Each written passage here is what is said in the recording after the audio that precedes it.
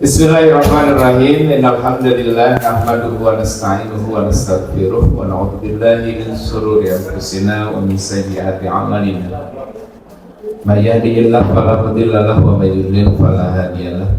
Wa asyhadu an la ilaha illallah wahdahu la syarika lah wa asyhadu anna Muhammadan abduhu wa rasuluhu alladzi la nabiyya ba'dahu. Allahumma shalli wa sallim ala Muhammadin wa ala alihi wa sahbihi wa man tabi'ahu bi ihsan ila yaumil qiyamah. Puji syukur kita panjatkan kehadirat Allah Subhanahu wa taala atas limpahan nikmat yang Allah berikan. Pagi hari yang berbahagia, wajah-wajah penuh semangat dan penuh kebahagiaan terpancar dari wajah Bapak Ibu jemaah sekalian. Insyaallah hari ini dengan izin Allah kita akan melakukan bimbingan manasik yang kedua setelah kemarin di pembukaan tanggal 5 Januari. Salawat serta salam mudah-mudahan Allah curahkan kepada Nabi kita Nabi Muhammad Sallallahu Alaihi Wasallam, lalu kepada para sahabat tabiin, atba'ut tabiin, mudah-mudahan sampai kepada kita semua. Bapak Ibu sekalian, perkenalkan saya Abdurrahman yang hari ini kasih amanah untuk menjadi pembawa acara di kesempatan pagi hari ini. Dan alhamdulillah untuk sesi pertama ini sudah hadir di tengah-tengah kita Al-Ustadz Agus Nurdin Rashad PhD yang akan membawakan materi tentang pengenalan Jamiah Persis Persatuan Islam. Lanjutkan. Sebelum kita berikan kesempatan kepada beliau, saya bacakan dulu untuk lebih mengenal beliau. Nama lengkap Agus Nurdin Rashad, tempat tanggal lahir Bandung 7 November 1954. Alamat Jalan Nanas, Gang Pelamboyan 8 nomor 24, Hutan Kayu Selatan, Jakarta Timur. Nomor HP 0812-860-7737. Jabatan hari ini beliau adalah Wakil Ketua 1 Pimpinan Wilayah Persis DKI Jakarta. Pendidikan formalnya beliau hanya menuliskan pendidikan terakhir PhD-nya di Jakarta tahun 98 sampai 2002. Organisasi pernah ikut di CMB, CMB, Korpo Bali Bandung ya. Kalau di Jakarta ada KMJ, di Bandung itu ada CMB. Sebagai anggota tahun 73, saya belum lahir, beliau udah aktif sebagai mubalik. Kemudian di Persis DKI Jakarta tahun 2015-2019 juga sama sebagai Wakil Ketua 1. Hari ini juga 2023 2028 sebagai Wakil Ketua 1 juga. Kemudian beliau juga sebagai Ketua Badiklat Kader Persis ya di PP Persis Pimpinan Pusat 2022-2027. Dan beliau juga sebagai di MUI juga di MUI juga, di MUI DKI Jakarta beliau sama di FKUB Forum Komunikasi Kerukunan Umat Beragama. Moto hidup adalah proses belajar, maka luar biasa beliau tuh belajar dan belajar terus. Baik, supaya tidak menzalimi waktu beliau, karena kita disediakan waktu cuma dialokasikan cuma 90 menit. Sudah saya ambil 7 menit, 8 menit, maka tinggal 82 menit lagi. Kita manfaatkan waktu yang ada. Untuk itu kepada Al-Ustadz Agus Nurdin Rashad dipersilakan. Alhamdulillahilladzi anzala al-Qur'an hudan linnas wa bayyinatin minal huda wal furqan. Asyhadu an la ilaha illallah wahdahu la syarikalah wa asyhadu anna Muhammadan abduhu wa rasuluhu alladzi la nabiyya ba'dah. Amma ba'd. Puji dan syukur kita panjatkan kehadirat Allah Subhanahu wa taala atas perkenan dan ridhonya. Pada pagi hari ini kita masih diberi kesempatan untuk bertatap muka, berpandang wajah, berkumpul bersama-sama di tempat ini dalam rangka mempersiapkan diri untuk melakukan ibadah haji. Tentunya Ibu Iman, ibu-ibu dan bapak-bapak yang berbahagia, ketika kita mau ibadah perlu dibekali dulu ilmunya. Namun saya diamanahi oleh panitia tidak membekali ilmu berhaji, tapi saya melanjutkan apa yang disampaikan oleh Ustaz Latif Nurdin berkaitan dengan mengenal Jamiah Persis. Gitu. Tentunya Ibu Iman rahimakumullah, ada yang sudah bergabung di Persis, baik Persisri maupun Persis atau pemuda-pemudi dan Himah ini. Tapi ada yang sama sekali belum mengenal Persis gitu. Dulu Ibu Iman, kalau kita lihat banyak yang menganggap Persis itu radikal, termasuk dari pihak pemerintah. Setelah mereka mengenal Persis, ternyata Persis bukan radikal. Bahkan Persis ikut berkontribusi, ikut berperan serta dalam mendirikan NKRI. Baik Ibu Iman rahimakumullah, izinkan saya menyampaikan materi ini, bahkan mungkin ada yang mengulang apa yang sudah disampaikan oleh Ustaz Latif, bukan pengulangan tapi penguatan. Jadi istilahnya mengulang itu untuk menguatkan. Karena kalau kita lihat banyak paragraf ya, atau naratif yang pengulangan, sebetulnya bukan hanya pengulangan tapi untuk menguatkan. Kalau lihat Al-Quran itu banyak sekali Bu. Kalau kita lihat ya ayyuha, ya itu wahai, ayyuha juga wahai. Ketika kata-kata itu diulang, artinya apa Bu? Penting. Ya. Kalau ya saja hey, udah itu cuman sapa. Tapi begitu hey, apa Bu? Artinya penting. Nah, ketika ada pengulangan, bukan berarti sesuatu yang membosankan, tapi justru ini memuaskan. Gitu. Jadi mudah-mudahan nanti kalau ada pengulangan ini dalam makna, dalam artian menguatkan. Apalagi kalau kita lihat Al-Quran Bu, ya di Al-Quran itu ada kadang-kadang kesannya itu bahasa paralelisme, ya. Ada di dalam Quran apa? Khalidina fiha abada. Khalidina itu abadi Bu. Abadi. Kalau berdasarkan ilmu bahasa ini kan paralelisme. Seperti kita mengucapkan agar, supaya gitu ya. Tetapi konteks Al-Quran bukan paralelisme. Justru apa tadi? Menguatkan.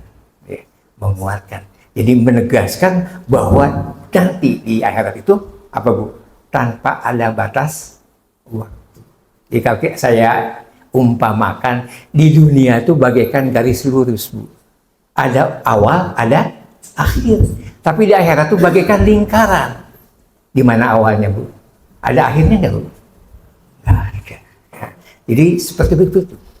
Bagaikan lingkaran. Sehingga betul tadi khalidina fiha abada itu menegaskan bahwa kita itu selama-lamanya tanpa ada batasan.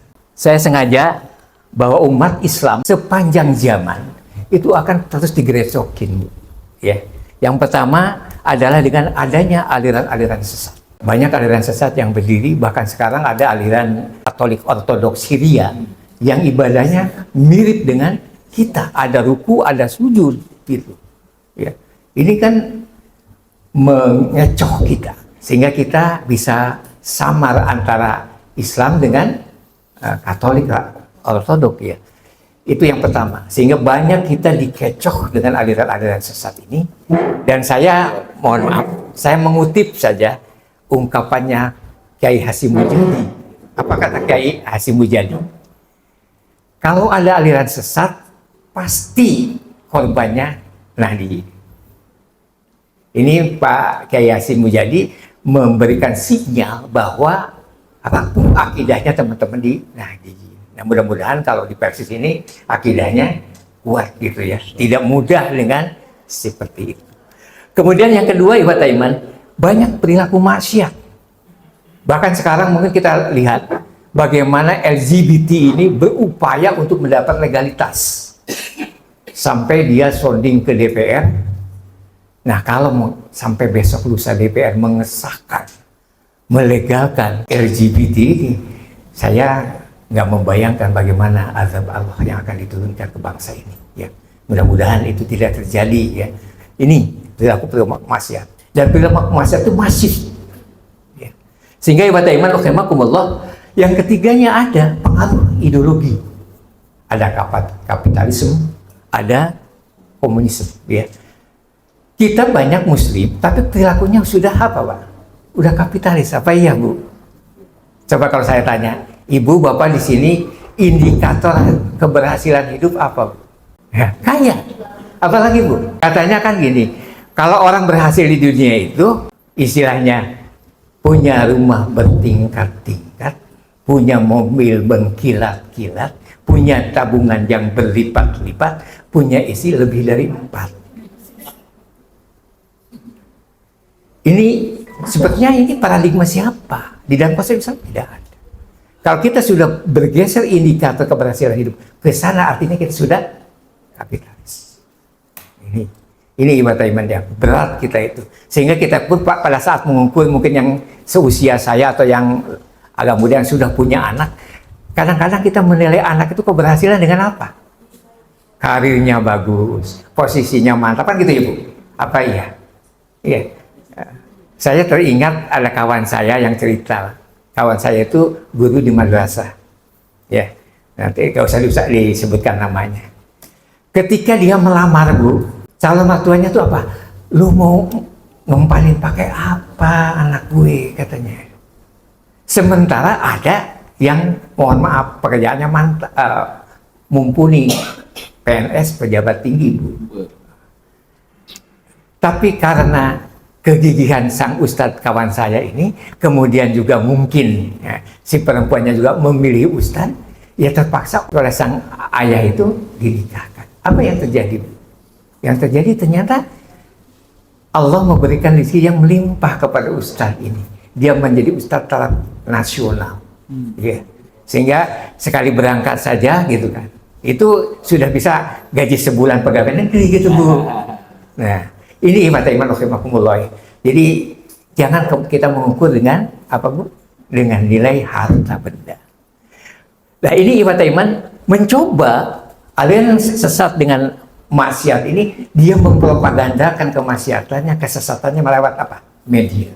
Apalagi sekarang ada media apa, Bu? Sosial. Ya. Mereka berani banget gitu. Ya, dari sosial. Dan lebih ironisnya lagi, mereka kerjasama, Bu, antara aliran sesat dengan perilaku maksiat dengan ideologi kapitalis. Sekarang LGBT sebetulnya di backup oleh siapa? Oleh PBB, Bu. Ya, sehingga dia berani untuk minta legalisasi dengan kita. Dengan alasan apa? Human right. Ya, itu alasan mereka itu. Tapi kalau kita pikir ya, anjing aja tidak ada yang sesama baik. Itu ya, betina sama jantan, kok manusia gitu ya. Makanya betul kata Allah, bahkan dia lebih sesat daripada binatang. Binatang aja enggak gitu, kok kita gitu ya. Lucu banget gitu ya. Nah, ini ibadah iman rahimakumullah, mereka pun coba mempropagandakan melewat media. Sehingga kalau istilah warna pelangi, Bu, Ibu sering melihat warna pelangi, identitas apa itu? LGBT, ini bukan sebuah penjat di media. Ya. Ini pada iman rahimakumullah, ketika kita dalam posisi seperti ini, manusia itu rentan, Bu. Bahkan di dalam hadis dikatakan al-imani yazidu wa yanqusu, kadang-kadang kuat, kadang-kadang lemah. Tidak mustahil ketika kita lemah, apa, Bu? Nah, dicaplok lah gitu istilahnya. Baik, kita lihat. Ini sebagai pengantar, Bu. Ya. Di dalam hadis, ma min salasatin fi qaryatin wala badbin la tuqamu sholatu illa qad istahwadha alaihimus syaiton fa alaikum bil jamaah fa inna ma yaqulu bil qasiyah. Apa kata Nabi? Tidaklah 3 orang di suatu desa atau di dusun dan mereka tidak mendirikan sholat berjamaah kecuali mereka telah dikuasai syaitan. Hendaklah kalian senantiasa berjamaah. Sungguh segala itu hanya makan kawanan yang jauh dari kelompoknya. Jadi itu, Bu. Mungkin saya tadinya mau menyatakan film, tapi khawatir filmnya ngeri juga ya ketika harimau menerkam kijang gitu ya. Ilustrasi kalau kita lihat, mungkin di film-film, di video atau di film yang lain, kalau harimau serigala dia akan memangsa kelompokan kambing, kelompok apapun, pasti yang terpisah. Karena mereka tidak mampu untuk menyerang kawanan kambing, sapi maupun apapun namanya ketika dia berkelompok. Akhirnya dia mencari atau mengintai siapa yang terpisah. Nah demikian pula setan ibadah iman digambarkan dalam sholat berjamaah. Pada hakikatnya dalam kehidupan sehari-hari juga seperti itu. Ketika kita kelengah dari jamaah kita, ini menjadi sasaran tadi aliran sesat, ya, perilaku maksiat maupun paham-paham non-Islam lah, kapitalis maupun komunisme. Gitu. Jadi ini ketika kita sendiri, kita itu rentan untuk bisa diganggu oleh setan. Baik, ini kira-kira ilustrasinya Bu ya. Nah, ketika kita rentan, padahal kita di dalam Al-Quran dikatakan ya ayyuhalladzina amanu qu anfusakum wa ahlikum nara wa quduhan nasu wal hijarah. Orang yang beriman, peliharalah diri kalian dan keluarga kalian dari api neraka yang bahan bakarnya adalah manusia dan batu. Jadi kita diperintahkan oleh Allah pertama menjaga diri kita. Yang kedua, menjaga keluarga kita. Nah, bagaimana menjaga diri kita? Mampu enggak kita secara individualistis? Kita hidup sendirian. Ya. Karena hidup sendirian itu lumayan ibadah iman. Ya. Goncangan kadang-kadang ketika kita berkomunikasi dengan diri kita. Apa ya Pak? Karena manusia itu diciptakan oleh Allah itu diberi kemampuan untuk komunikasi itu, interaksi dengan sang pencipta, dengan diri dan dengan sesama, bahkan dengan alam semesta gitu ya. Jadi ketika kita berinteraksi dengan diri kita, itu kan kadang-kadang kita suka apa Bu? Pertimbangan baik buruk kan terjadi ya.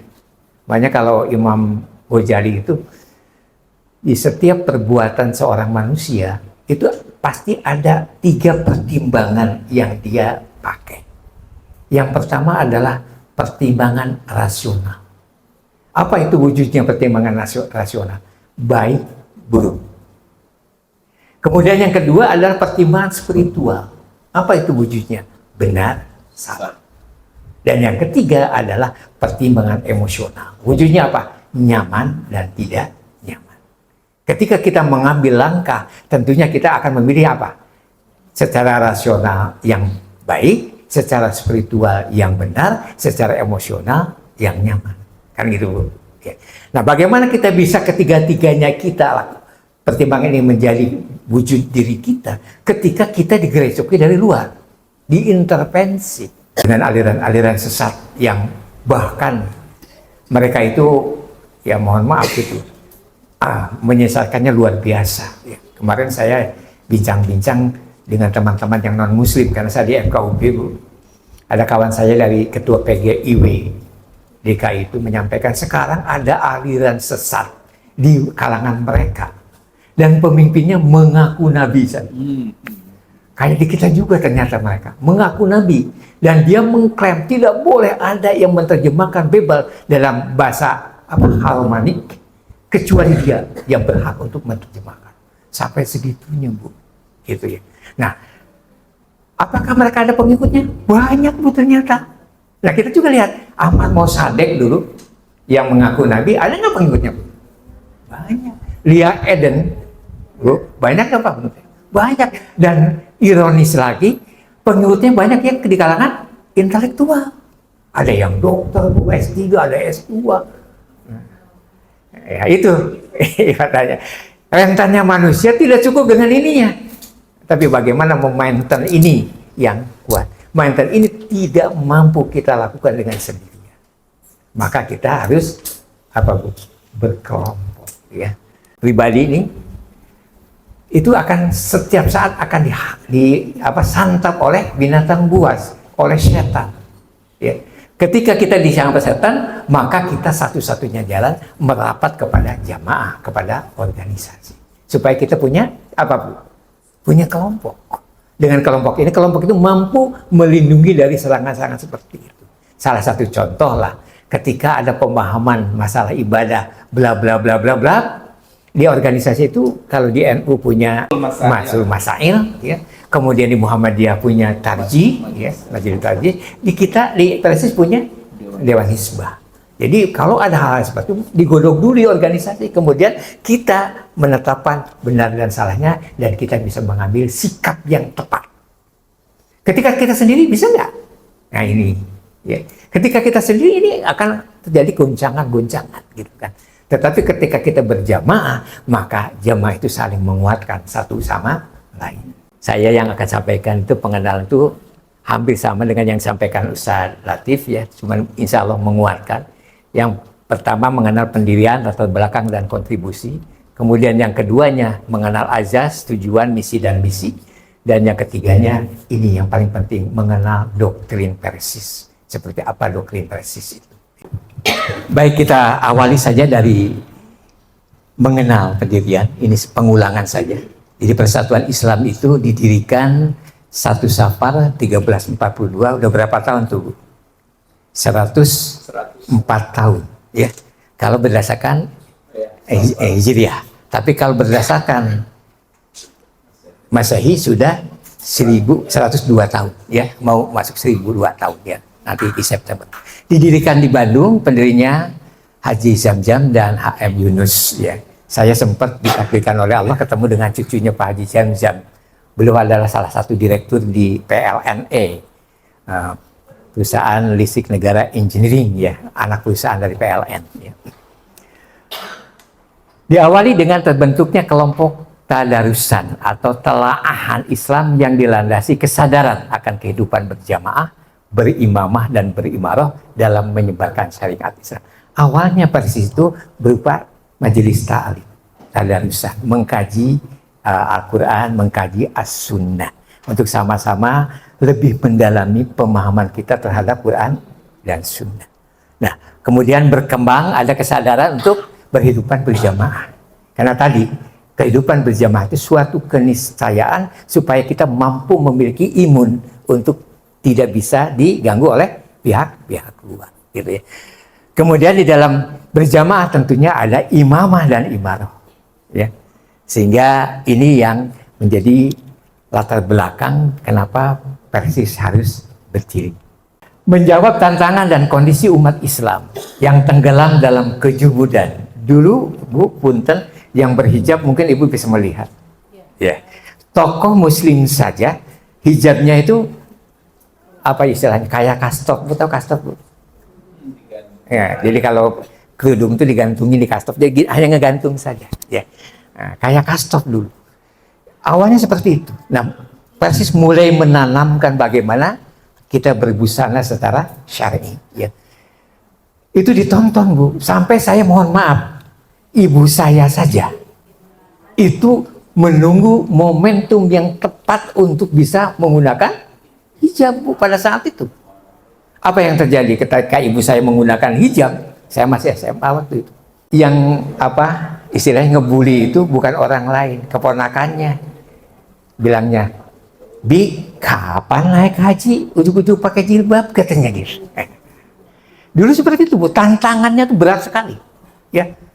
Kita melakukan itu, terus terang saja, saya masuk ke Pajagalan itu kan semuanya pakai hijab tuh, ya. Kalau di sekolah umum kan, mohon maaf, dulu nggak ada yang pakai jilbab, nggak ada. Teman-teman saya SMA tuh nggak ada yang pakai jilbab, gitu kan. Ini dianggap aneh, menjadi olok-olokan, menjadi tadi bulian, ya. Nah, kita mencoba, Bu, apalagi kalau kita berpikir yang masalah yang lain. Banyak Muslim tapi masih, mohon maaf, bakar kemenyan. Ada nggak dulu? Saya masih merasakan, Bu, itu. Karena tante saya itu seperti itu, dikasih rujak, pakai telur, gitu. Tapi kakak saya itu orangnya nekat, rujaknya sama telurnya dimakan sama kakak saya. Jadi yang disuguhin siapa? Kakak saya yang disuguhin. Tapi dia ngumpet-ngumpet makannya, diambil, dimakan, Bu. Gitu. Itu kakak saya itu nekat orangnya, gitu ya. Seperti itu. Contohnya misalkan dulu masih ada yang mata berkedip di sini, alamat ini. Kalau ada kupu-kupu di rumah, alamat ini. Ada nggak dulu? Nah, masih ya. Sekarang masih ada nggak, Bu? Nah, kalau dulu masih kental itu, Bu.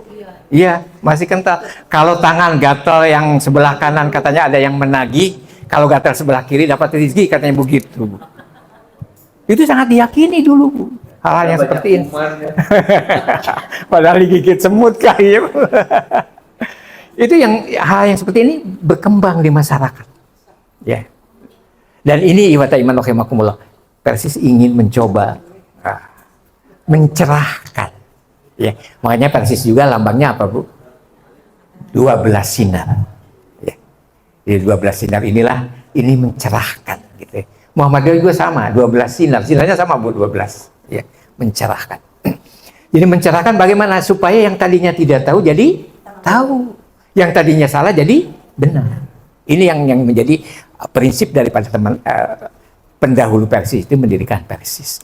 Yang kedua, terbelenggu oleh penjajah kolonial Belanda yang berusaha memadamkan cahaya Islam. Justru oleh Belanda yang begitu didorong, Bu. Kenapa? Karena kalau dia sibuk dengan masalah yang tadi, dia tidak memikirkan masalah melawan Belanda, Bu. Ya, dia sibuk dengan kegiatan-kegiatan itu. Ya, sehingga penjajahan Belanda itu terlupakan. Begitu dia berhenti dan dia dicerahkan dengan nilai-nilai Islam, dia melawan kepada Belanda. Gitu, Bu. Jadi ini sengaja oleh Belanda itu dipelihara supaya bangsa Indonesia pada saat itu menengwai gitu, diem saja dijajah oleh Belanda gitu. Nah, ini ibadah iman yang mengilhami munculnya gerakan reformisme Islam. Dan ini bukan hanya Persis, muncullah beberapa reformisme Islam pada saat itu. Dan ini didorong lagi oleh runtuhnya khilafah di Turki ya pada saat itu. Apa peran dan kontribusi persatuan Islam? Mungkin ini untuk dikenal sama-sama saja. Yang pertama, ibadah iman memurnikan ajaran Islam. Kita menggabungkan kepada Quran Sunnah. Ruju ilallahi wa rasulihi. Ya, yang tadinya mungkin kita mengamalkan sesuatu yang tidak ada landasannya, kita ajak. Ini luar landasan saya. Sehingga teman-teman di Persis itu biasanya gini, Bu. Kenapa kamu nggak kunut? Dalil yang keluar, Bu. Jadi bukan yang menjadikan teman-teman di Persis itu menjadi ittiba, bukan muqallid ya. Jadi dia tahu ini nggak boleh, ada landasannya. Dia harus melakukan ini, tahu dia landasannya, gitu ya. Itu yang pertama. Yang kedua, inisiator dan pendiri Partai Masyumi. Kemudian yang ketiga, Ibu ada yang kenal dengan Partai Masyumi? Ya, masih ya. Mungkin sejarah gitu, tapi kadang-kadang sejarah juga banyak yang salah menulis gitu ya. Kemudian yang berikutnya lagi pemersatu NKRI melalui mosi integral nasib. Dan kemarin alhamdulillah ketika wakil MPR datang ke sini Pak Hidayat Nur Wahid, kita sudah nyampaikan mosi integral ini, beliau akan mencoba mengusahakan bahwa hari mosi integral itu menjadi hari nasional. Kita doakan saja, Bu, ya, supaya bangsa ini mengingat perjuangan umat Islam. Karena itu umat Islam yang menorehkan. Tetapi kenapa tidak diangkat gitu menjadi nilai sejarah? Yang berikutnya adalah menghadang gerakan PKI di Muktamar Ulama 1957. Sampai yang menjadi inisiator dan ketuanya itu adalah Pak Isya Ansyari. Hasil selesai membuat muktamar itu masuk kepada penjara, Bu. Ya, waktu itu. Resikonya berjuang dulu itu. Nah, kemudian asasnya yang pertama adalah Islam, asasnya. Kemudian tujuannya terlaksana syariat Islam secara kafah berdasarkan Al-Quran dan As-Sunnah dalam segala aspek kehidupan. Karena Islam itu mengatur tadi, Bu, dari mulai bangun tidur sampai tidur kembali, dari mulai dikandung sampai masuk liang lahat itu diatur dalam Islam. Tidak ada satupun tatanan Islam yang tidak mengatur kehidupan kita. Ada nggak agama lain yang mengatur bagaimana kalau masuk ke WC, keluar WC? Saya ada seorang non-muslim awalnya, Bu. Dia, wah, Islam tuh nggak ada kerjaan, masuk WC aja diatur katanya, Bu. Ketika dia mempelajari secara total, ternyata Islam bukan hanya ngatur WC, ngatur semua kehidupan. Akhirnya dia masuk Islam, Bu. Gara-gara apa? Tadinya ngenyek gitu, meremehkan gitu, hal yang kecil saja kok diatur gitu. Nah, ini hebatnya Islam. Jadi kita mencoba nanti supaya kita ini hidup itu betul-betul mengikuti syariat Islam ya, Quran dan Sunnah dalam setiap aspek kehidupan. Jadi Islam itu setiap melangkah itu ada tatanannya, Bu. Kemarin saya agak sedikit terjebak dengan satu pertanyaan dari jamaah saya di Al-Bakri itu, di Masjid Al-Bakri Rasuna Said. Dia yang menyatakan gini, Bu Ustadz, Ustadz, betulkah kalau orang mukmin itu di dunia itu neraka, surganya nanti di akhirat, sementara orang kafir di dunia surganya, di akhirat nerakanya? Saya sampaikan saya tidak sependapat dengan Bapak. Kan doa kita apa, Bu? Rabbana atina fid dunya hasanah wa fil akhirati hasanah. Orang Islam tuh bahagia di dunia, bahagia di akhirat. Jadi ini ada pemahaman sufi yang seperti itu, menganggap bahwa apa? Di dunia ini di penjara kan dikungkung, Ustaz, oleh aturan-aturan. Saya sampaikan, kalau kita melakukan aturan itu dilandasi muhabbah ilallah, maka ketika kita taat, nikmat hidup kita. Apa ya, Bu? Kita memberikan sesuatu kepada anak, Bu. Anak misalkan minta sesuatu, kita sebenarnya nggak mampu, tapi kita berikhtiar. Kemudian berhasil dikasihkan kepada anak. Itu merupakan penderitaan atau kebahagiaan? Kenapa? Landasannya apa? Mahabbah, cinta. Makanya kita harus menanamkan mahabbah kepada Allah itu di atas segalanya. Sehingga ketika diperintah oleh Allah, kita sukacita untuk melakukan. Itu intinya. Baik, masuk visi Persis ini yang 2227, terwujudnya Jamiah Persis yang berwawasan al-jamaah sebagai suratun musogorotun atau miniatur masyarakat muslim yang ideal berdasarkan Al-Quran dan As-Sunnah. Jadi kita tidak muluk, Bu, tidak ingin Islam itu dilaksanakan oleh seluruh masyarakat Indonesia. Minimal Jamaah Persis itu udah begitu melaksanakan seluruh tatanan syariah. Gitu. Minimalnya menjadi suratun musogorotun, menjadi miniatur, ya. Tapi kita sudah konsisten dengan semua aturan, ya. Karena terus terang ketika kita mendakwahkan untuk negara kan ini akan berhadapan dengan apa? Dengan regulasi, dengan undang-undang dasar dan lain sebagainya. Minimal kita sendirilah, kitalah jamaah kita yang sudah totally masuk Islam, kafah, ya. Itu misinya. Nah, misinya yang pertama adalah membentuk para anggota menjadi pribadi muslim yang unggul dan teladan ibadur rahman melalui pembinaan akidah tauhid yang bersih, ibadah yang benar, dan akhlak yang mulia. Jadi akidahnya bersih, tidak terkontaminasi oleh bakteri syirik maupun kufur, ya. Kemudian yang kedua, ibadahnya benar sesuai dengan dicontohkan Nabi, gitu ya. Kemudian yang ketiga adalah perilakunya menjadi teladan, ya. Karena Nabi itu kan jadi teladan, uswah hasanah. Jadi jangan kemudian ada persepsi, wah saya lagi nyontoh sunnah Rasul, tapi hanya sebagian. Contoh bapak-bapak, kan katanya madu itu sunnah Rasul, ya Bu.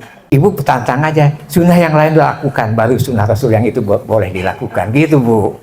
Apalagi sekarang DKI sudah mengeluarkan, ya. PJDKI itu membolehkan karyawan DKI untuk berpoligami dengan syarat, katanya gitu. Saya nggak mau baca syaratnya, saya bukan pegawai DKI, gitu ya. Nggak, dan tidak punya niatan untuk berpoligami, apalagi udah aki-aki, Bu, mana laku, Bu, ya. Yang kedua, membentuk keluarga muslim yang sakinah, ya. Mawaddah warahmah, yang memiliki ketahanan keluarga yang kuat. Jadi pribadinya menjadi teladan, keluarganya menjadi keluarga yang sakinah, mawaddah warahmah, yang istilahnya apa, Bu? Baiti jannati, rumahku adalah surgaku. Sudah, Bu, begitu, Bu, di rumah?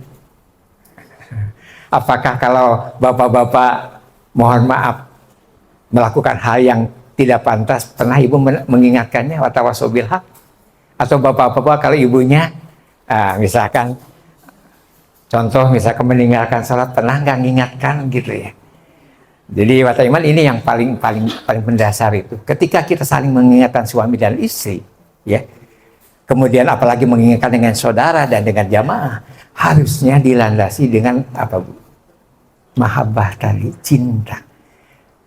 Orang tidak mungkin peduli kepada saya kalau dia tidak cinta pada saya. Tidak mungkin dia masih masukan kepada saya. Tidak mungkin dia ngasih nasihat kepada saya kalau dia tidak cinta kepada saya. Itu Pak paradigmanya. Jangan kemudian sentimen dia gitu. Sedikit-sedikit nyalahin, sedikit-sedikit nyalahin. Kan kita banyaknya seperti itu. Nah ini paradigma ini harus dirubah. Bahwa siapapun yang mengingatkan kita, pada hakikatnya dia sedang menyelamatkan kita. Kenapa menyelamatkan kita? Karena dia cinta kepada kita. Apalagi suami istri, Bu. Hati-hati, Bu. Jangan kemudian ada ibu-ibu yang buka aib suaminya ke orang lain. Ada nggak? Ada nggak, Bu? Ada. Atau sebaliknya istrinya. Padahal dalam Quran, hunna libasul lakum wa antum libasul lahun. Wanita itu, istri itu adalah pakaian dalam arti menutup aibnya. Dan kau adalah pakaiannya, menutup aibnya. Ini ada yang suami mengumbar aib istrinya di orang lain. Atau sebaliknya istrinya curhat ke orang lain, mengungkap aib suaminya. Kalau suami kita keliru, istri kita keliru, ingatkan oleh kita. Nih, keluarga sakinah, mawaddah, warahmah harus landasan muhabbah. Sehingga apapun yang diingatkan oleh suami kepada kita, artinya suami mencintai kita, suami memperhatikan kita. Sebaliknya juga suami begitu diingatkan oleh istrinya demikian. Nah, sehingga ini akan muncullah yang namanya keluarga sakinah. Yang ketiga, membentuk lingkungan masyarakat muslim yang teladan dalam ketaatan, beragam dan tolong menolong dengan sesama. Jadi bagaimana masyarakat? Kita sedang mencoba bikin kampung-kampung percontohan, ya. Kemarin kita sudah bicara dengan salah satu NGO yang mau membantu. Jadi di Persis itu ada komunitas petani kopi, ada di Pangalengan, di Garut, sama di Ciwidey, ya. Itu akan dibentuk komunitas, kemudian dipasang roastingnya. Di kampung itu akan dijadikan percontohan, ada masjidnya, ada swalayannya, ada itunya, tapi itu diatur dengan syariat Islam. Itu sedang kita coba gitu ya, untuk menjadi percontohan di mendukung lingkungan. Dan ikhwataiman rahimakumullah, dalam konsep Islam, ketika kita berbicara masalah sosial, itu tidak ada sekat, Bu. Ya, tidak ada sekat. Jadi bisa tolong menolong dalam keragaman. Keragaman itu ada dua ya, Bu ya. Ada keragaman itu bentuknya given, pemberian. Ada keragaman itu bentuknya pilihan. Yang pemberian itu etnis. Ada nggak yang minta pesan kepada Allah, ya Allah saya menjadi suku Sunda, gitu kan? Nggak ada. Itu ada given dan tidak bisa dirubah. Bisa nggak dirubah? Orang Sunda jadi orang Jawa atau sebagainya? Nggak bisa. Given dan tidak bisa dirubah. Yang kedua adalah pilihan. Pilihan itu luas. Salah satunya adalah agama. Agama itu pilihan. Walaupun orang tuanya Muslim, anaknya jadi Muslim waktu kecil, besar. Bisa nggak murtad? Bisa. Atau sebaliknya, orang tuanya non-muslim, anaknya non-muslim, begitu besar, jadi mu'alaf, bisa nggak? Bisa, karena itu adalah pilihan. Kalau given itu, bagaimana kita mensikapi, tapi kalau yang pilihan, itu kita akan diminta konsekuensinya. Ya. Kita beriman, pilihan kita beriman, kita akan mendapatkan konsekuensinya. Sebaliknya kita kafir juga seperti itu. Baik, kita masuk ke yang berikutnya, mengimplementasikan nilai-nilai Islam dalam kehidupan berbangsa dan bernegara di negara Kesatuan Republik Indonesia yang berdasarkan Pancasila dan Undang-Undang Dasar 45. Mohon maaf, jangan dibenturkan syariat Islam dengan Undang-Undang Dasar 45. Ya. Undang-Undang Dasar 45 itu sebetulnya masih sifatnya general.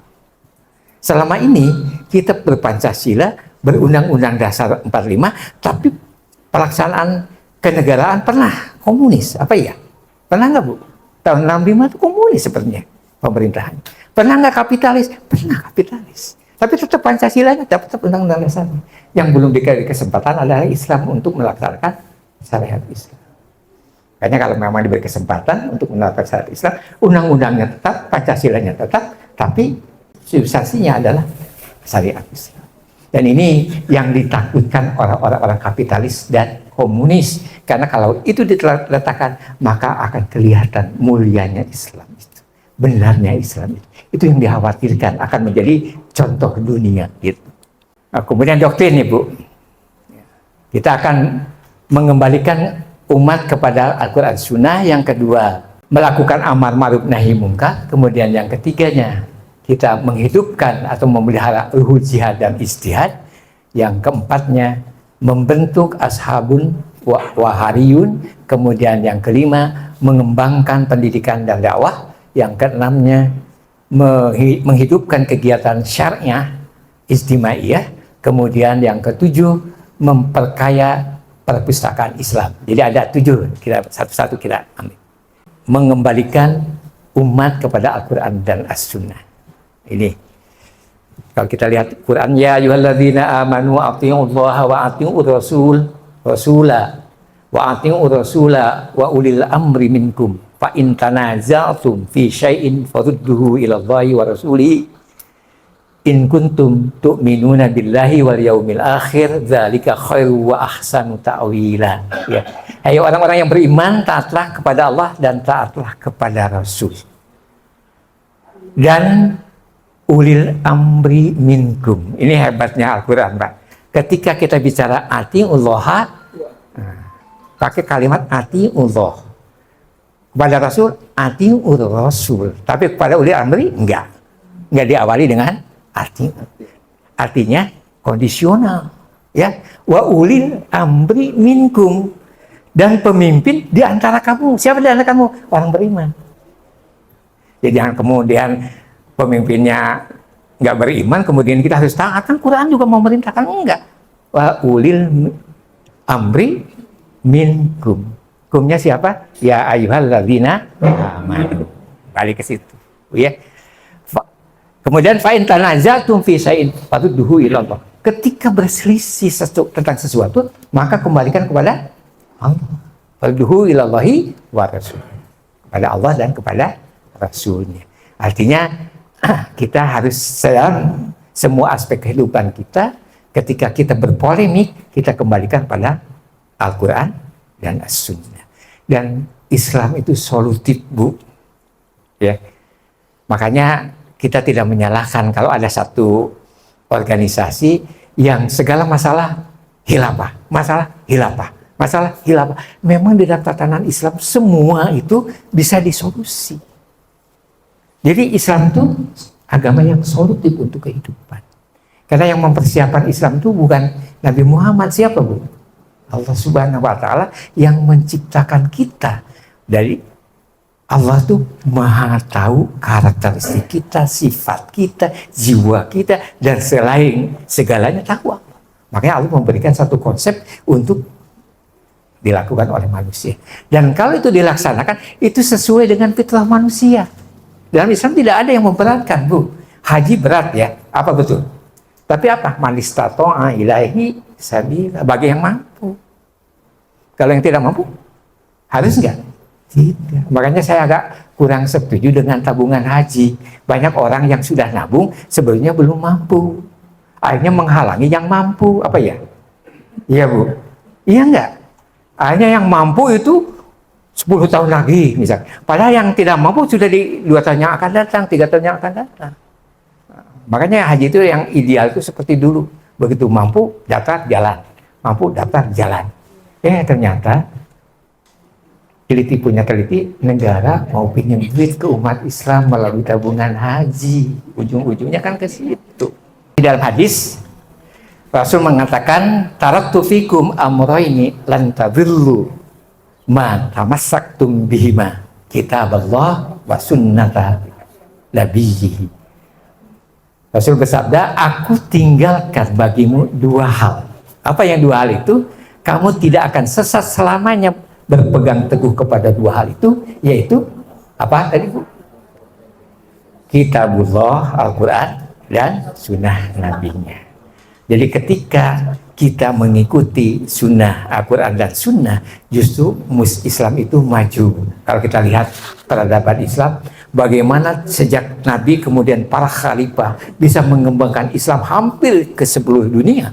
Kenapa? Karena mereka berpegang teguh pada Al-Quran dan As-Sunnah. Ketika umat Islam meninggalkan Quran dan Sunnah, terpuruk umat Islam. Sekarang kan berasa sama kita. Karena apa? Karena kita meninggalkan Quran dan Sunnah. Kita terpuruk. Jadi itu ya, yang Yang pertama itu tadi, doktrin yang pertama, yaitu kembali segala masalah kepada Al-Quran dan As-Sunnah. Kemudian yang kedua, doktrin versi yang kedua adalah melakukan amar ma'ruf nahi mungkar. Ini saya baca-baca, ternyata khairu ummah yang pernah terlahir di muka bumi ini, kuncinya ini, amar ma'ruf nahi mungkar. Saya lihat peradaban Islam itu kan diabadikan dalam Al-Quran, khairu ummah, saya lihat ukhrijat linnas ta'muruna bil ma'ruf wa tanhauna 'anil munkar. Jadi dua sebetulnya, memerintahkan pada yang ma'ruf, melarang pada yang mungkar. Itu langkah untuk menjadi khairu ummah, gitu ya. Nah ini ibadah iman. Wa takum minkum ummatu yad'una ila khair wa ya'muruna bil ma'ruf wa yanhauna 'anil munkar wa ulaika humul muflihun. Dan hendaklah kamu sekalian menjadi umat yang menyeru kepada kebaikan, menyeru kepada yang ma'ruf dan mencegah dari yang mungkar. Merekalah orang yang beruntung. Saya kadang-kadang suka ini, Bu, membayangkan kalau semua orang ta'muruna bil ma'ruf wa tanhauna 'anil munkar, masihkah ada orang yang melakukan kemungkaran? Ya. Kalau semua mengatakan ta'muruna bil ma'ruf, apa tidak semuanya melakukan kesalahan? Kan enggak, semuanya melakukan kebaikan. Ketika semua berjamaah ini selalu melakukan kebaikan dan tidak melakukan kemungkaran, itulah yang disebut khairu ummah. Kalau kita kan, bunter. Kadang-kadang yang maksiatnya lebih banyak daripada yang apa, Bu? Daripada yang benarnya, gitu ya. Ya, kita lihat gitu. Apalagi sekarang sudah hilangnya rasa malu. Ya. Kemarin waktu saya ngisi Ahad kemarin di Baitul Mukhlisin itu, jamaah itu nyampaikan, Ustadz, tadi pagi jam 4 subuh ke komplek kami ada rombongan remaja mengacung-acungkan celurit lebih dari 15 orang. Ya alhamdulillahnya tidak ada yang ada di luar. Kalau ada yang ada di luar kan tidak mustahil, Bu, disabet begitu. Nah, jadi mereka sudah tidak merasa malu, dan yang kedua, dia merasa bangga dengan perilaku negatif. Sekarang kan seperti itu. Jadi dengan masukan gini, rasanya wah, kayak apa, Bu? Superman gitu. Merasa jadi Superman gitu. Padahal begitu ditangkap polisi nangis gitu ya, Bu. Ini yang kejadian nih, ini kejadian kita, Bu. Dan yang kejadian yang saya ceritakan Ahad kemarin kejadian di Pondok Bambu. Ini Pak Iman di ayat lain, lu'inal ladzina kafaru min bani Israila ala lisani Dawud wa Isa bin Maryam dzalika bima asaw wa kanu ya'tadun. Telah dilaknat sekalian orang-orang kafir dari Bani Israel, Bani Israel yang kafir dengan perantaraan lisannya Nabi Daud dan Isa putra Maryam. Demikianlah karena kedurhakaan mereka dan mereka menganiayanya. Jadi Pak Iman, orang Bani Israel itu dulu sudah dilaknat, yang orang musyriknya, yang kafirnya itu, oleh siapa? Oleh lisannya Nabi Daud, doanya Nabi Daud dan doanya Nabi Isa. Sekarang juga kan kelihatan Yahudi kayak apa, Bu? Ya, Yahudi itu kalau perang jenderal kalah, Bu. Karena yang diserang oleh Hamas, oleh pasukannya Hamas itu tentara. Tapi yang diserang oleh tentara Israel rakyat sipil, Bu. Jadi kalau tentara lawan tentara, mereka nggak berani, Bu. Ya, karena Islam itu tidak boleh di dalam peperangan itu membunuh rakyat sipil dalam konsep Islam. Dan itu Al-Qassam itu luar biasa. Walaupun masyarakatnya dibobari, dia tetap yang diinjak siapa? Tentara IDF-nya, bukan masyarakatnya. Kalau mau membunuh masyarakat Israel mudah bagi mereka, Bu. Mudah, tinggal nembakin aja. Tapi tidak dilakukan. Kenapa? Karena di dalam konsep Islam ada etika walaupun sedang berperang. Ya. Dan ini harusnya yang diangkat oleh PBB gitu. Nah, PBB-nya kan ngajegangnya gitu saja, dua kaki dia. Kemudian di ayat lain, mereka itu tidak mau bekerja sama melarang kemungkaran yang telah mereka lakukannya. Memang amat jahat sekali apa yang telah mereka perbuat. Jadi mereka tidak mau melarang dengan kemungkaran. Jadi kemungkaran itu dipelihara, Bu. Ya, ada nggak orang yang memelihara kemungkaran? Banyak, Bu. Ya, sekarang kan sebetulnya sudah diberikan tanda-tanda oleh Allah kemungkaran-kemungkaran. Los Angeles salah satunya adalah kenapa terjadi kebakaran? Karena kemaksiatan merajalela di sana. Di samping si Bidennya mau membuat neraka Gaza, ya. Kemudian kemarin di mana Bu? Lodok di lantai atas. Tempat apa itu? Tempat karaoke, Bu. Ya, itu sudah diingatkan oleh Allah. Tapi kita yang diingatkan kadang-kadang nggak nyadar. Artinya apa? Kamu jangan berbuat kesalahan, ini lo azab dari Allah. Di dunia saja sudah diazab, apalagi di akhirat gitu. Tapi nyatanya menang wae apa? Diam aja ya Bu. Oke, ini amal-amal itu banyak sekali, ini kita lihat terjemahnya saja. Ibnu Jarir dalam tafsir At-Tabrani 181-182 meriwayatkan bahwa Rasulullah SAW bersabda, demi Allah yang memegang jiwaku di dalam kudratnya, hendaklah kamu memerintahkan yang baik dan mencegah yang mungkar, dan hendaklah kamu tarik tangan orang yang berbuat jahat, dan janganlah kamu bersepakat lagi dengan mereka atas sekalian pikiran yang tersirat. Jika tidak, nanti Allah Subhanahu wa Ta'ala yang akan memukul hati sebagian kamu dengan sebagian lagi, dan akan melanat kamu sebagaimana melanat mereka, Bani Israel. Jadi Wataiman rahimahumullah, di dalam hadis Nabi, bahkan Nabi memerintahkan kalau ada orang yang berbuat jahat ditarik gitu, yang supaya tidak melakukan kejahatan itu. Bukan hanya dengan lisan, tapi dengan apa? Dengan tangan, dengan kekuatan. Apalagi kalau kita sebagai orang pejabat publik yang memiliki otoritas gitu ya. Harusnya seperti itu gitu ya. Jadi polisi itu harusnya dialah yang menjadi apa Bu? Pengayom masyarakat. Tapi sekarang dirasakan kayaknya kurang ya Bu. Ya, ada istilah katanya kalau hilang kambing lapor ke polisi biayanya sapi. Kalau hilang motor katanya kalau lapor mobil gitu kan biayanya. Sampai ada istilah seperti itu. Artinya apa? Belum sepenuhnya mampu mengayomi masyarakat. Nah, kemudian yang berikutnya kaidahnya, man amara bil ma'ruf falyatakun amruhu ma'rufan. Barang siapa yang memerintahkan kebaikan, maka laksanakan secara baik. Jadi artinya ketika kita ngajak kebaikan itu harus dengan cara yang elegan. Ya, tidak dengan cara apa Bu? Nah, dengan caranya yang elegan. Satu, sopan. Kedua, sifatnya mengajak, bukan menyuruh. Ya. Makanya saya suka mengatakan kepada teman-teman yang sedang membangun masjid, yang sedang membebaskan tanah untuk wakaf, saya mengatakan jangan bahasanya minta sumbangan, tapi memberi kesempatan kepada Anda untuk berbuat baik. Beda kan ya Bu?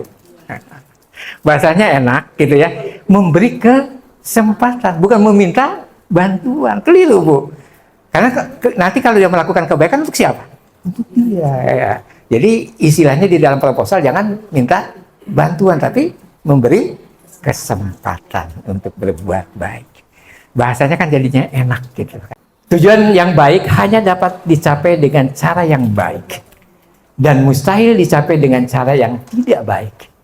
Jadi kalau kita punya niat baik, harus dilakukan dengan cara yang baik. Ada satu lagi, dikawal dengan praduga baik. Ada enggak yang niat baik dilakukan dengan cara baik, tapi praduganya negatif? Salah satu contoh, ada satu kelompok melakukan kebaikan, niatnya baik, tapi kelompok lain suudzon. Ada maunya itu. Nah, ini kan ujung-ujungnya kebaikan itu tidak memiliki nilai baik secara masyarakat, tapi baik menurut dia sendiri. Karena yang lain memasang apa? Suudzon tadi. Wah, jangan-jangan kan begitu. Masuk ke doktrin praksi berikutnya. Ketiga, menghidupkan dan memelihara ruhul jihad, ijtihad dan tajdi. Alladzina amanu wa hajaru wa jahadu fi sabilillahi bi amwalihim wa anfusihim a'dhamu darajat indallah wa ulaika humul faizun. Orang-orang yang beriman dan berhijrah serta berjihad di jalan Allah dengan harta benda dan jiwa mereka adalah lebih baik derajatnya di sisi Allah, dan itulah orang-orang yang mendapat kemenangan. Jadi Wataiman, jadi berhijrah dan berjihad. Gimana? Kita kan tidak berhijrah ya Bu. Ternyata banyak ulama yang mengatakan hijrah itu sifatnya luas. Hijrah dari keburukan kepada kebaikan juga hijrah. Ya, hijrah itu bukan hanya pindah tempat, tapi juga bisa pindah sikap, pindah perilaku. Ya, jadi luas gitu. Ini ijtihad, Bu. Peran Dewan Hizbah, kemudian ya ada permasalahan umat. Tadi saya sampaikan, ketika ada permasalahan umat, kemudian Dewan Hizbah akan merespon. Kemudian Dewan Hizbah ini akan merujuk pada Al-Quran dan As-Sunnah. Nah, setelah itu Dewan Hizbah akan menetapkan apa yang harus ditetapkan, ijtihadnya. Jadi ijtihad itu harus berlandas kepada Quran dan As-Sunnah. Ya, kalau istilah usul fikih, koreksi ya Ustaz kalau keliru. Kalau dalam kaidahnya kan al-ijtihadu istiqra'ul wus'i fi laili hukmin syar'i. Ijtihad itu mengarahkan segala kemampuan untuk menetapkan hukum syariah. Bitorikin al-istinbati minal kitabi wa sunnah. Dengan mengambil kesimpulan pada Quran dan Sunnah. Jadi ketika ijtihad itu tanpa Quran dan Sunnah, itu bukan ijtihad, itu namanya pendapat kalau itu. Ya. Kemudian kalau misalnya ijtihad pada Quran, jelas Quran itu pasti bukannya sahih, Quran itu benarnya. Tapi kepada Sunnah, ada nggak yang berijtihad kepada Sunnahnya hadis dhaif? Ada. Artinya hasil ijtihadnya baik atau tidak. Ketika landasannya ini tidak baik, gitu ya. Jadi ijtihad itu pasti menyandarkan pada hadis yang sahih, gitu. Tidak pada hadis-hadis yang tidak sahih. Gitu. Jadi ini ibadah iman. Sehingga di kami di Persis itu setiap ada permasalahan umat, ini akan ditangkap oleh Dewan Hizbah, dan Dewan Hizbah akan bersidang dengan para ahli, dengan semua mengerahkan Al-Quran dan As-Sunnah. Disitulah digodok, muncullah ijtihadnya. Apa yang harus kita sikapi, gitu ya. Saya dulu pernah mengikuti, sederhana Bu, sederhana sekali. Ada kan yang sami Allahu liman hamidah, kemudian masih bersidak. Itu di Dewan Hizbah itu berhari-hari, ya. Jadi semua dalil itu dikeluarin, semua dikaji, ya. Sampai seperti saya sampai kaget gitu, kaget dan kagum. Ternyata untuk menentukan hukum itu tidak sembarangan, tidak sembarangan. Semua dalil yang berkaitan dengan sholat, wabil khusus dengan berdiri sholat, itu semuanya dikumpulkan. Bahkan orang yang memiliki pendapat untuk bersedia kembali itu diundang dengan untuk memaparkan dalil-dalilnya seperti apa. Gitu. Sehingga di situ muncullah hasil ijtihad yang betul-betul clear and clean. Ya, artinya apa? Tidak mungkin berbeda tafsir. Ya, clear and clean. Ya. Kemudian tajdid.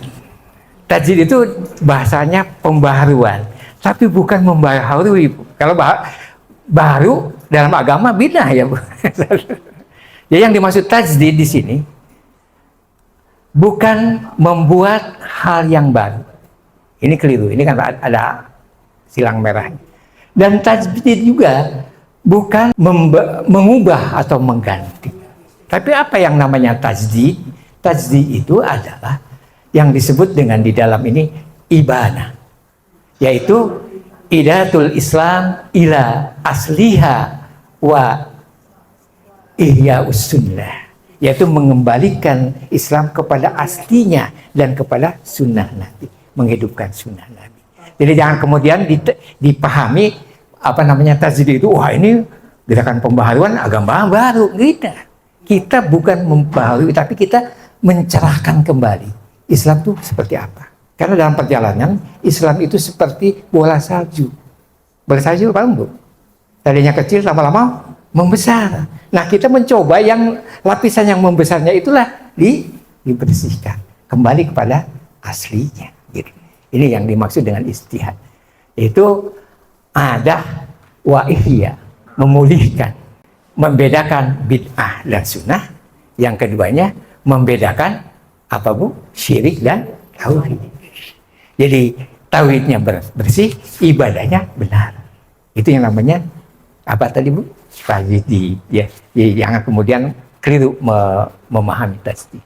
Baik, berikutnya keempat, membentuk ashabun wahariyun. Ya, ini dalilnya panjang, kita langsung saja kepada mananya. Rasulullah SAW tidak ada seorang nabi pun yang Allah utus kepada umatnya sebelum aku, kecuali ada para pembela dan para sahabat yang menjalankan sunnahnya dan mengikuti perintahnya. Jadi setiap nabi diturunkan pasti ada sahabatnya, pasti ada hawariyunnya yang membelanya. Dari setiap nabi itu semuanya ada. Nah, kita ini pingin menjadi pembela, pingin jadi pembela nabi, sementara nabinya sudah nggak ada. Bagaimana kita salah membela nabi? Kan gitu.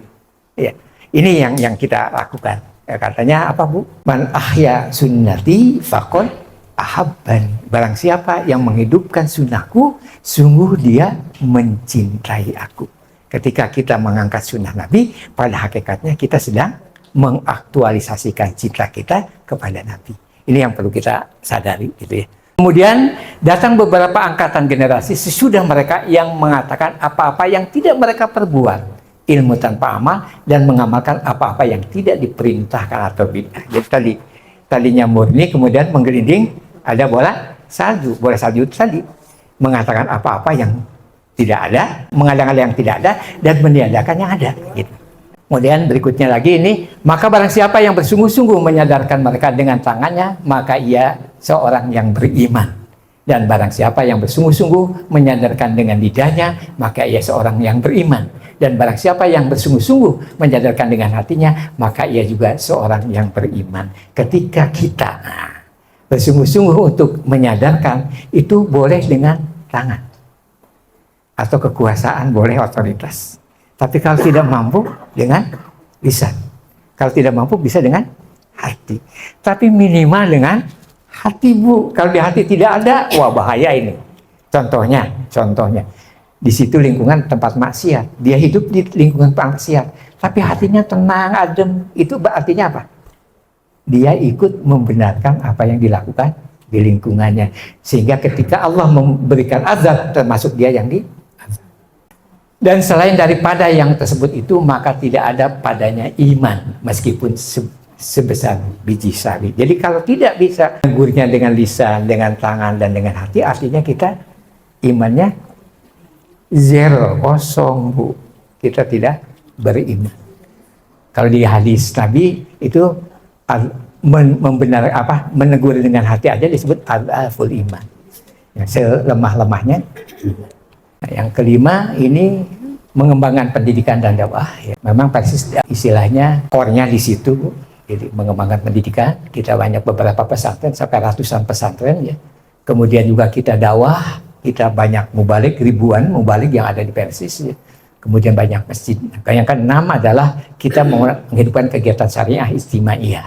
Apabila ada suatu dari urusan keduniawianmu, maka kamu lebih tahu akan hal itu, dan apabila ada sesuatu urusan agamamu, maka kepadakulah. Jadi kalau urusan agama harus dikembalikan kepada Nabiullah Muhammad SAW. Boleh jadi kalau urusan duniawi, contoh misalkan bagaimana menanam padi yang baik, itu boleh kita punya hasil penelitian. Tapi ketika berkaitan dengan agama, bagaimana sholat yang benar, tentunya kita harus merujuk kepada hadis. Bagaimana haji yang benar? Nah ini, karena iman haji itu kesempatannya sulit, biayanya mahal, waktunya panjang. Kalau tidak memiliki kualitas yang prima, ini sangat apa, Bu? Rugi sekali. Ya, sehingga mudah-mudahan dengan bimbingan Johar ini mampu memberikan bekal kepada ibu-ibu, ya, dibimbing maupun tidak dibimbing bisa melakukan ibadah haji dengan maksimal. Dan yang ketujuh adalah mengembangkan perpustakaan. Ini banyak teman-teman kita di Persis yang banyak menulis, ya. Banyak menulis sehingga banyak karya-karya tulis Persis diawali dengan Ustaz Ahasan, ya. Ahasan tuh banyak lagi tulisannya. Bahkan Ahasan tuh menerbitkan beberapa jilid buku tanya jawab soal Islam, ya. Banyak orang yang mengenal dengan tulisan Ahasan yang tanya jawab soal Islam. Itu berbagai masalah diungkap di buku itu, ya. Jadi kita memiliki perpustakaan yang bisa dijadikan rujukan oleh generasi penerus. Ini sumbernya. Jadi pribadi atau personal tadi kita dapat serangan dari berbagai arah, ya. Kemudian kita merapat kepada jamaah, ya, atau organisasi. Al-Haq, Quran dan As-Sunnah. Dan kemudian di sini pertanyaan, ibu mau memilih ormas yang mana? Supaya tadi ibu masuk ke dalam kelompok yang kuat untuk mempertahankan serangan dari luar. Itu yang bisa saya sampaikan dalam kesempatan ini. Kita lanjutkan tanya jawab. Jazakallah Ustaz Haji Agus Nurdin Rashid yang sudah menyampaikan kaitan dengan Jamiyah, ya, memperkenalkan Jamiyah Persatuan Islam. KBIHU ini berada di bawah pimpinan wilayah Persis DKI Jakarta dan memang sangat penting bagi kami untuk memperkenalkan ini kepada alhamdulillah yang sudah berada di dalam keluarga besar Persis, yang belum bisa lebih mengenal dan yang siap merapat untuk menjadi bagian dari keluarga besar Persatuan Islam. Kita punya berbagai wadah, induknya ada di Persatuan Islam, istrinya ada di Persistri, pemudanya ada di Pemuda Persis, pemudinya ada di Pemudi Persis, mahasiswanya ada Hima dan Himi, pelajarnya ada di PP dan di PPI. Semuanya siap dari mulai dengan gerakan-gerakan yang tadi. Tujuan utamanya tetap satu, yaitu ar-ruju' ila Qur'an wa sunnah, mengembalikan, mengenalkan kembali, kita menjawab tentang hadis Rasul yang menyebutkan Islam itu gharib, asing, wa sayakunu ghariban, dan kemudian akan kembali asing. Jadi saya membaca sebuah ilustrasi yang luar biasa. Kita punya barang, tapi barang itu sudah kotor. Ketika barang itu yang kotor itu dibersihkan, sampai yang punyanya aja bingung, kinclong lagi, siapa? Kinclong lagi. Ini punya siapa?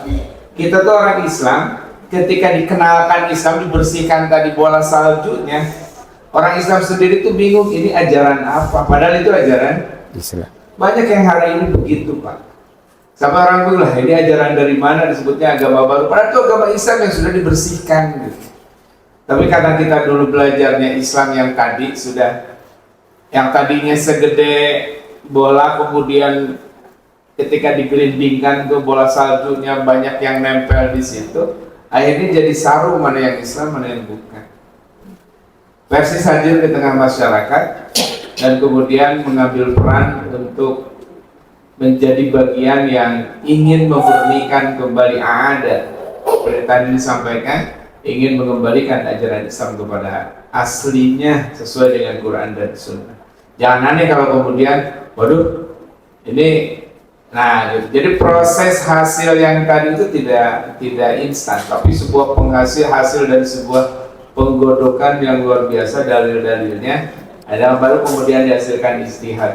Jadi misalkan kalau ada hasil dalam bab ibadah, dalam bab ini penentuan awal Ramadan biasa kan begitu ya. Nah itu tuh bukan instan gak begitu, tapi memang para ahli, para ulama di Dewan Hizbah itu kemudian mencoba untuk meramu dan kemudian menghasilkan sesuatu yang memang menyelamatkan. Maka moto kita di KBIHU ini menyelamatkan haji umat dan menyelamatkan umat dalam berhaji. Baik, ada waktu sekitar 13 menit buat Bapak Ibu. Kalau ada yang mau dikomunikasikan, mau ditanyakan tentang materi seputar Jamiyah ini, silakan Ibu.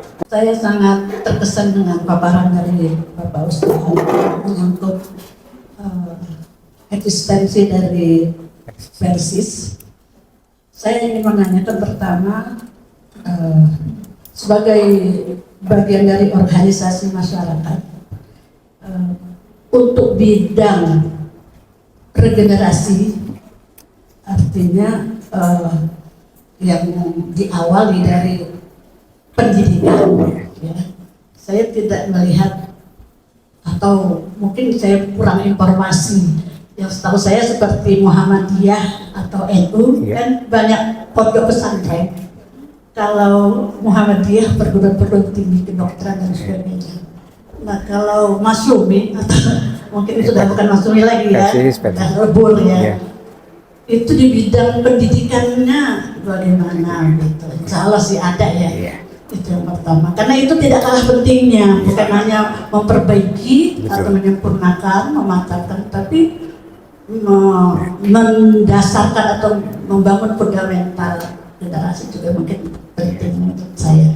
Yang kedua, saya tertarik dengan tajdid. Ya. Tajdid itu kan Tajdid. jangan tidak mengambil hal-hal yang baru. Iya betul.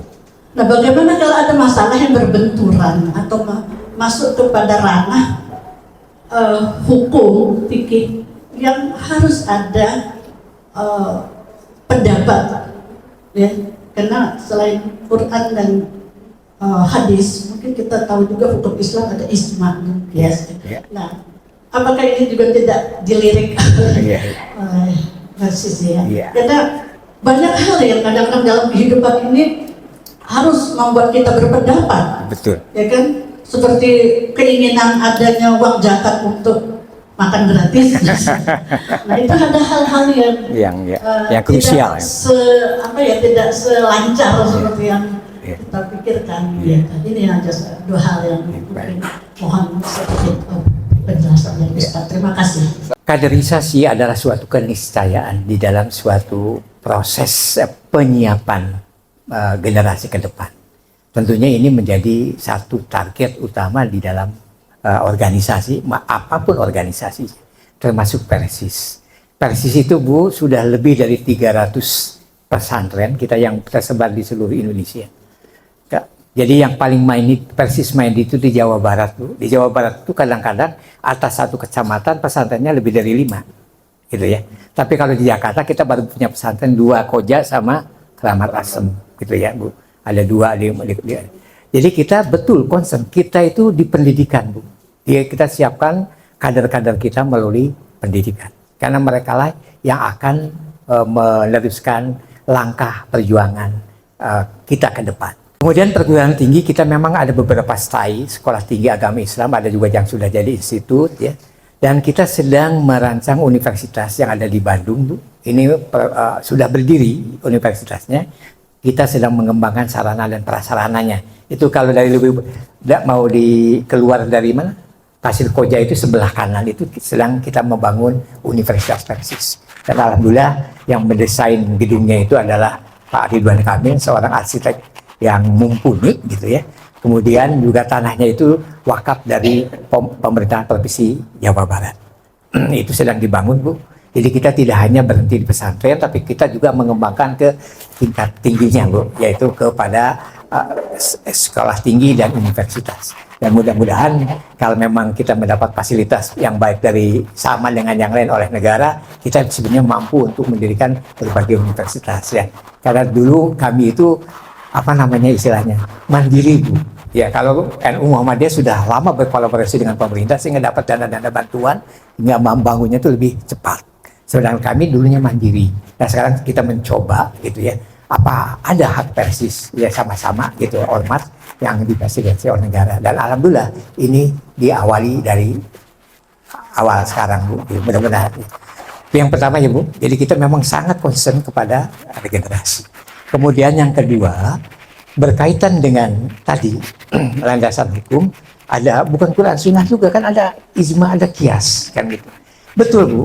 Persis juga menggunakan ijma dan kias. Cuman kita menggunakan usul fikihnya. Kalau nggak salah, punten dikoreksi Ustaz, saya bukan orang pesantren. Al-ijma'u huwa ijma'us sahabah. Jadi ijma yang digunakan di dalam dasar hukum Persis itu adalah ijma sahabah, bukan ijma ulama, Bu. Karena ijma ulama boleh jadi, ijma ulama NU beda nggak dengan Muhammadiyah? Boleh jadi. Tapi kalau ijma sahabah ini sepakat. Salafus sholihin ini sepakat. Sehingga ijma itu tidak bergerak, Bu.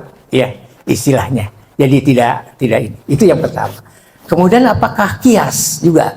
Dalam usul fikih di Persis itu al-kiasu rudul far'i ilal aslu. Yang namanya kias itu mengembalikan cabang kepada pohonnya. Kalau dia pohonnya jeruk, cabang jeruk dikembalikanlah ke pohon jeruk.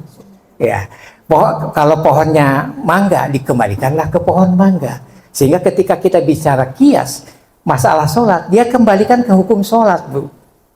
Jangan kemudian kias Itu hukum haji dia berikan sholat. Salah satu contoh lah, ini punten, yang persepsi saya mungkin bisa salah.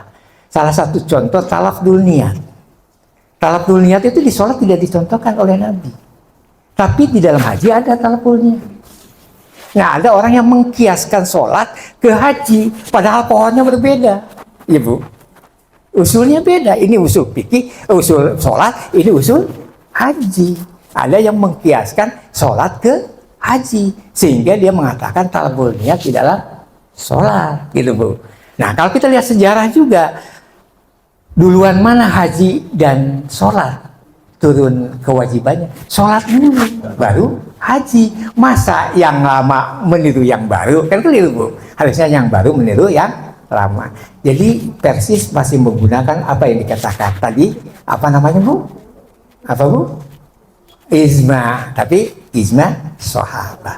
Kemudian yang namanya kias juga digunakan, tetapi kias sesuai dengan usulnya, dengan pokoknya. Ya Bu, ya Bu, makasih. Baik, Bapak Ibu sekalian, tinggal 5 menit. Kayaknya kalau buka pertanyaan baru kita takutnya ya. Ustaz, ada closing? Ya baik, makasih. Closing statement dari Ustaz. Baik, terima kasih Ustaz. Ikhwat iman rahimakumullah, calon jamaah haji Johan 45, 44 yang kemarin. Alhamdulillah kita sudah sama-sama berinteraksi. Ya, saya diberi kesempatan untuk memperkenalkan Persis. Dan mudah-mudahan dengan Ibu Bapak mengenal Persis lebih dalam, biar Ibu bisa memilah-memilih. Gitu ya. Apalagi kalau ibu-ibu ada bapak-bapak yang belum merapat ke ormas, ya ini bisa menjadi salah satu pertimbangan. Ya. Semua ormas pasti memiliki kelebihan dan kekurangan, ya. Sehingga kami menyampaikan ini dulu Persis, ya silakan menjadi radar bapak dan ibu untuk menjadi salah satu opsi pilihan untuk nanti ibu dan bapak bergabung agar kita tidak rentan hidup sendiri, tapi kita hidup bermasyarakat, hidup berkelompok, agar kita memiliki imun, tidak mudah digoda oleh apapun, termasuk oleh aliran sesat dan lain sebagainya. Kita akan kuat di dalam kelompok, dan mudah-mudahan saya berharap ibu dan bapak tertarik dengan Persis, mudah-mudahan di kemudian hari bisa dipertimbangkan. Itu saja yang bisa saya sampaikan. Terima kasih. Aku qouli hadza wa astagfirullah li wa lakum. Assalamualaikum warahmatullahi wabarakatuh. Baik, jemaah sekalian, alhamdulillah sesi pertama Al-Ustaz Haji Agus Nurdin Rasyad yang sudah menyampaikan mengenalkan Jamiah Persatuan Islam. Sekali lagi, memang jangan sampai sendirian, kasihan serigalanya ya memaksanya seperti itu yang sendiri. Jadi bahkan hukum berjamiah itu sampai wajib kita berjamiah, jangan sendiri, karena dua lebih baik daripada satu, dan begitu pun lebih banyak tentunya jauh lebih baik untuk kita sama-sama mendapatkan hasil yang terbaik. Jazakallah Ustaz Agus, hari ini diberikan sebuah pembekalan yang sangat luar biasa. Boleh berikan aplaus buat Ustaz Agus yang hari ini. Terima kasih, mudah-mudahan kita jadi ilmu yang bermanfaat, jadi amalan sholihan bagi semuanya. Kita sesi 1 selesai sampai di situ. Saya akhiri sesi pertama ini. Assalamualaikum warahmatullahi wabarakatuh. Waalaikumsalam.